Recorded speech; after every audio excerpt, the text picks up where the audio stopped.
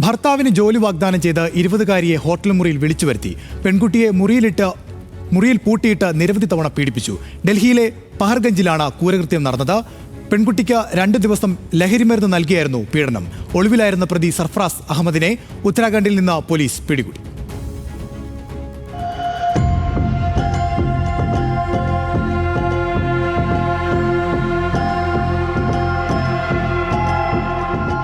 വാരണാസി സ്വദേശിയായ യുവതിയാണ് പീഡനത്തിനിരയായത്.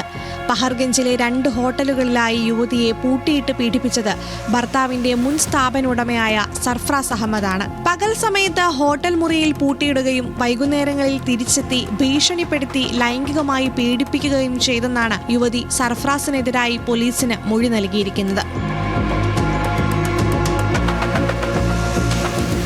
യുവതിക്കും ഭർത്താവിനും സർഫറാസ് അഹമ്മദുമായി 4 വർഷത്തെ പരിചയമുണ്ട്. അഹമ്മദാബാദിലുള്ള സർഫറാസിന്റെ സ്ഥാപനത്തിലായിരുന്നു യുവതിയുടെ ഭർത്താവ് മുൻപ് ജോലി ചെയ്തിരുന്നത്. പിന്നീട് ജോലി നഷ്ടപ്പെട്ടു. പുതിയൊരു ജോലി വാഗ്ദാനം ചെയ്ത് യുവതിയോടും ഭർത്താവിനോടും ഡൽഹിയിലേക്ക് വരാൻ സർഫറാസ് നിർദ്ദേശിച്ചു.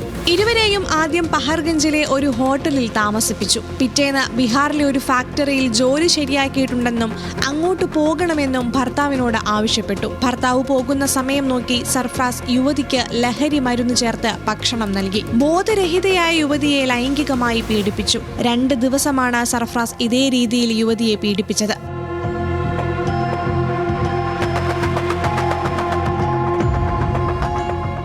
ബോധം വന്നപ്പോഴാണ് താൻ പീഡനത്തിനിരയായെന്ന് യുവതി മനസ്സിലാക്കുന്നത്. യുവതി തന്നെ ഹോട്ടൽ മുറിയിലെ റിസപ്ഷനിൽ വിളിച്ച് സഹായം ആവശ്യപ്പെടുകയായിരുന്നു. മുറിക്ക് പുറത്ത് ഹോട്ടൽ ജീവനക്കാർ തടിച്ചുകൂടിയത് കണ്ട സർഫറാസ് രക്ഷപ്പെട്ടു. ഒളിവിൽ പോയ പ്രതിയെ ഉത്തരാഖണ്ഡിലെ രുദ്രാപൂരിൽ നിന്നാണ് പോലീസ് അറസ്റ്റ് ചെയ്തത്. National desk, news Malayalam.